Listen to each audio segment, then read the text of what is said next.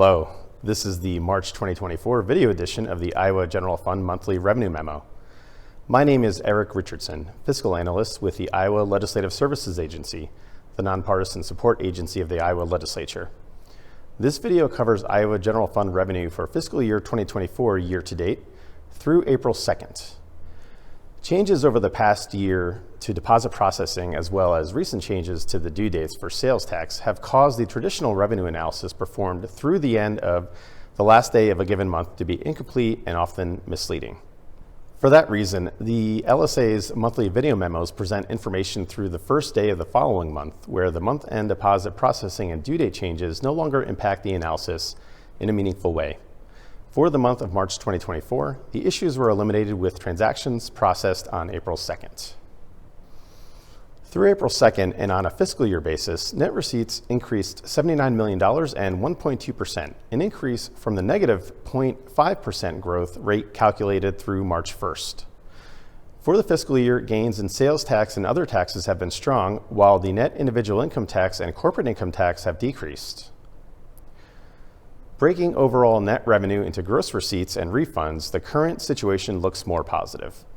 Gross revenues through April 2nd are up 3.8%, but the growth in net revenue comes in at only 1.2% due to an increase of $227 million and 44.8% in refunds coming from the general fund.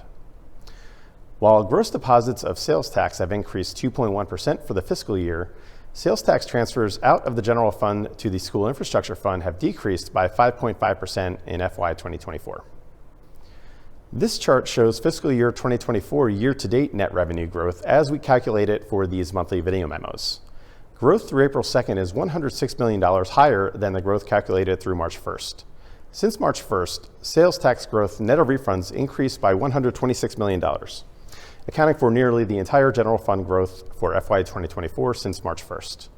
This sales tax growth is due to April 1st and 2nd, 2023 falling on a weekend before a large transfer from the suspense account to sales tax.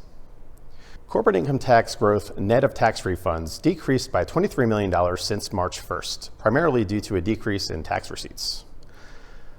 The situation is the opposite for individual income tax, with refunds as the bigger driver of a $30 million decrease in net individual income tax since March 1st. With the initiation of significant tax reductions as of January 1st, 2024, both individual and corporate income taxes can be expected to slow for the remainder of this fiscal year and after. The Revenue Estimating Conference, or REC, met on March 15th. The new REC estimate for the current year subtracted $120 million from the level projected in December 2023, with income tax decreasing by $183 million and refunds increasing by $230 million, partially offset by increases in the sales tax and miscellaneous tax. Fiscal year 2024 net revenue is now projected to decrease $219 million and 2.2% compared to the actual FY 2023 net revenue. The REC added $61 million to the December estimate for the upcoming 2025 fiscal year, and the new estimate calls for an increase of $71 million and 0.7% compared to the latest FY 2024 estimate. In summary, the year-to-date rate of net revenue growth increased from March 1st through April 2nd, and overall growth of 1.2% remains above the negative 2.2% expected for the entire fiscal year. Previously enacted tax rate reductions specific to inheritance tax, individual income tax, and corporate income tax are expected to weigh on the rate of general fund growth for the remainder of fiscal year 2024 and beyond. Thank you very much for taking the time to study Iowa's general fund revenue situation. Goodbye, thank you, and please check out the next monthly video memo in early May.